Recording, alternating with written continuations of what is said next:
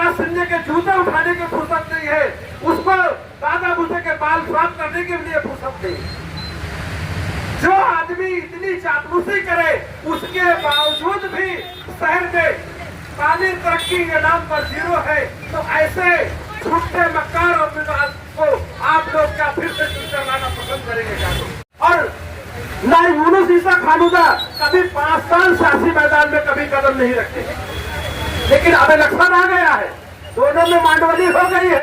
आज हम देख रहे हैं कि साबिक आमदार मौजूदा आमदार को लगा रहे हैं इल्जाम की फिरका परस्तों से मिले हुए हैं, और मौजूदा आमदार इनको लगा रहा फिरका परस्तों से मिले हुए हैं।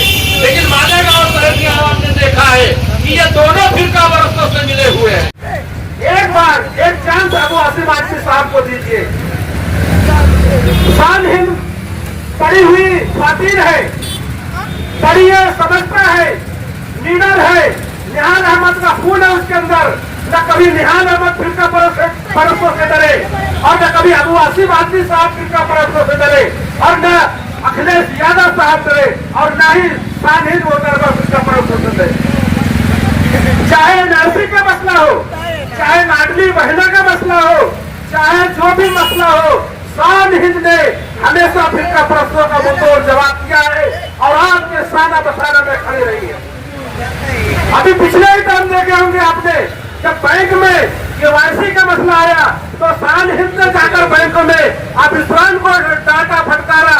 उसके बाद जब सब काम हो गया तो एक हफ्ते बाद शहर के मौजूदा आमदार जाते हैं और सोशल मीडिया में फैला देते हैं कि मैंने जाके नुमाइंदगी कर दिया।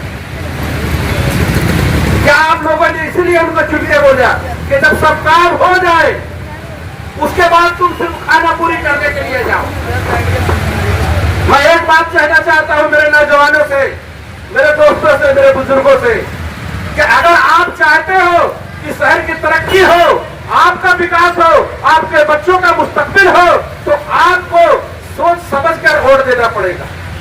अंधभक्ति में वोट नहीं देना पड़ेगा। आप किसी के दबे हुए नहीं हो, किसी के टिके हुए नहीं हो, किसी का आप आके नहीं बैठे हो, तो फिर क्यों आप बार बार उन्हीं लोगों को इख्तियार में बिठा रहे हो? सबको मौका दो, सबको मौका दो। जो हमारा काम न करे, जो हमारे मसले में न खड़ा हो, उसको आप कतई करके वोट मत दो। और जब अपना रहनुमा चुनने की बात आए तो आप उसको चुनिए जो आपके मसाइल में खड़ा रहता हो, जो आपके सुख दुख में खड़ा रहता हो, आप उसको इख्तियार में बैठाइए। ये नहीं कि जब सीजन आ जाए, जब आए सीजन मान लिए और उसके बाद में फिर घर पे बैठ गए। मैं आप लोगों को याद दिलाता हूँ, पिछले 5 सालों से मौजूदा आमदार MIM के टिकट से चुनकर आए, लेकिन पिछले 5 सालों तक इन्होंने कहीं MIM का जिक्र नहीं करा। यूनुस ईसा खानूदा से इनके हमेशा छत्तीसगढ़ रहा, और ना यूनुस ईसा खानूदा कभी 5 साल सियासी मैदान में कभी कदम नहीं रखे, लेकिन अब इलेक्शन आ गया है, दोनों में मांडवली हो गई है, और फिर दोनों तालीम तरक्की के लिए, लोगों को ठगने के लिए, लोगों को धोखा देने के लिए फिर मैदान पे आ गए। तो आप ऐसे मुफाद परस्त लोगों को कब तक इख्तियार में बैठाने रहेंगे? एक मौका अबू आसिम आजमी साहब को दीजिए, एक मौका अखिलेश यादव साहब को दीजिए, एक मौका शान हिंद मोहतरमा को दीजिए। बदलाव जरूरी है, अगर बदलाव नहीं करेंगे तो हमारे शहर की तरक्की नहीं होगी। दोस्तों, साबिक आमदार जो है, इनको भी आपने 15 साल इनके वो मालेगांव के मुस्तकबिल तय करने के लिए आ रहा है। आप लोग अभी तक जो वोटिंग करते आए हैं, इस बार आपको सोच समझकर वोटिंग करना है। मालेगांव में इस बार बदलाव की हवा चल रही है, और अबू आसिम आजमी साहब को मालेगांव से बहुत लगाव है। उन्होंने मालेगांव का जब सर्वे कराया, मालेगांव का जब जायजा लिया, तो मोहतरमा मरहूम आयशा हकीम आपा के बाद अगर मालेगांव में कोई स्वाधीन कैंडिडेट उतारा है तो वो समाजवादी पार्टी ने शान हिंद के नाम का ऐलान किया है। दोस्तों, पिछले 25 सालों से, यानी कि 1999 के बाद से आज तक मालेगांव शहर सिर्फ खंडहर में तब्दील होते गया है। तामीर तरक्की नाम की कोई चीज हुई नहीं है। जब इलेक्शन आता है तो मालेगांव के लीडर आजी माजी आमदार सिर्फ विकास की बात करते हैं, सिर्फ तामीर की बात करते हैं, लेकिन कहीं शहर में कहीं विकास दिखता नहीं है। क्या वजह है दोस्तों?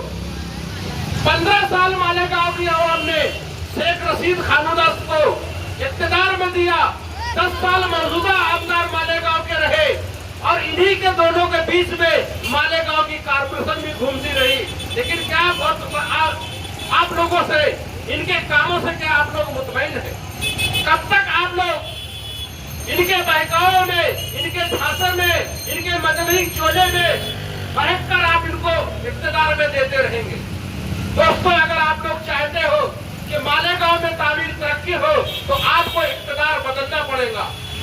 जब तक इख्तियार बदलेंगे नहीं, जब तक मालेगांव का विकास कभी नहीं होगा। क्या वजह है? आज हम देख रहे हैं कि मालेगांव में आए दिन उद्घाटन पे उद्घाटन हो रहा है। कोई बोलता मैं इतने 1000 करोड़ का फंड लाया, कोई बोलता मैं अजीत दादा पवार से लाया, लेकिन ये फंड जाता कहाँ है दोस्तों? आप लोग कभी सोचे? सिर्फ उद्घाटन के अलावा, सिर्फ इफ्तिताह के अलावा कहीं शहर में काम दिख नहीं रहा। इसके पहले हमने देखा कि मौजूदा शहर का आमदार बोले मैं 365 करोड़ रुपए लेके आया हूँ। अभी फिर 200-400 करोड़ की बात करें। अगर इतना करोड़ फंड लाए तो मैं समझता हूँ कि मालेगांव की हर गली में रोज कहीं ना कहीं एक काम चालू होना चाहिए। लेकिन दिख रहा है क्या दोस्तों? आज हम देख रहे हैं कि साबिक आमदार मौजूदा आमदार को लगा रहे हैं इल्जाम के फिरका परस्तों से मिले हुए हैं और मौजूदा आमदार इनको लगा रहा फिरका परस्तों से मिले हुए हैं। लेकिन मालेगांव शहर की आवाम ने देखा है कि ये दोनों फिरका परस्तों से मिले हुए हैं। आप लोग जब तक इख्तियार नहीं बदलेंगे, जब तक मालेगांव का विकास होगा नहीं। समाजवादी पार्टी का ये मानना नहीं है तुम किसी के साथ रहो, दादा भूसे के साथ रहो या बीजेपी के साथ रहो, लेकिन कम से कम मालेगांव की आवाम के साथ तो इंसाफ करो। मैं इतना जानता हूँ कि अगर कोई एक बुरे आदमी की संगत करता है तो वो पूरी संगत में फंस जाता है, और कोई अच्छे के साथ में जाता है तो वो उससे कुछ न कुछ अच्छा ही सीखता है। तो वजह क्या है दोस्तों? चाहे आदि आमदार हो, चाहे माजी आमदार हो, इन्होंने हमेशा दादा भूसे के साथ रहे। लेकिन आज काम के मामले में मालेगांव आउटर कैसा है और मालेगांव कैसा है ये आप लोग खुद देख लो। इन्होंने कुछ दादा भूसे से सीखा क्यों नहीं? जब वो काम करा तो हम तुम्हारा फंड कहाँ गया? तुमने काम कहाँ लगाए? तुमने अपने पैसा कहाँ खर्चा किए? ये हिसाब आपको लेना है आने वाले 20 नवंबर को। हमने देखा है कि पिछले इलेक्शन में किस तरह से ये तीनों सियासी पार्टी आपस में लड़ी है, लेकिन जब कारपोरेशन का इख्तियार आया तो ये लोग मिलकर तीनों पार्टियां इख्तियार में हिस्सेदारी रही और शहर के मौजूदा आमदार को मालेगांव की आवाम ने एक बार फिर से उनको मौका दिया है।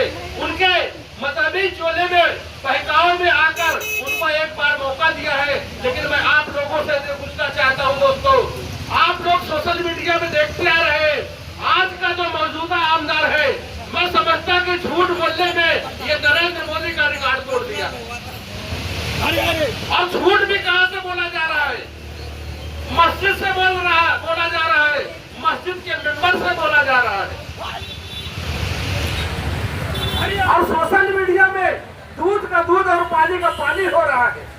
यहाँ तक कि जमीयत उलमा के जो महाराष्ट्र के सत्र है उनको तक भी मौजूदा आमदार ने नहीं छोड़ा, उनके ऊपर भी इल्जाम लगाया है, यानी कि ये अपने घर वालों को भी नहीं बकसते हैं। तो आप लोग किस खेत की मूली है, मैं ऐसा समझता हूँ। आप लोगों को कैसे धोखा नहीं देंगे, आप लोगों को कैसा झांसा नहीं देंगे? ये झांसेदार आमदार है।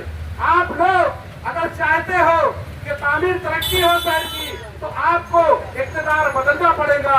मैं दोस्तों आप लोगों से पूछना चाहता हूँ कि जब मालेगांव पे कोई मुसीबत आती है, कोई परेशानी आती है तो आपके दुख मुसीबत पे अबू आसिफ आदमी साहब आपके साथ बसाना खड़े रहते हैं कि नहीं रहते?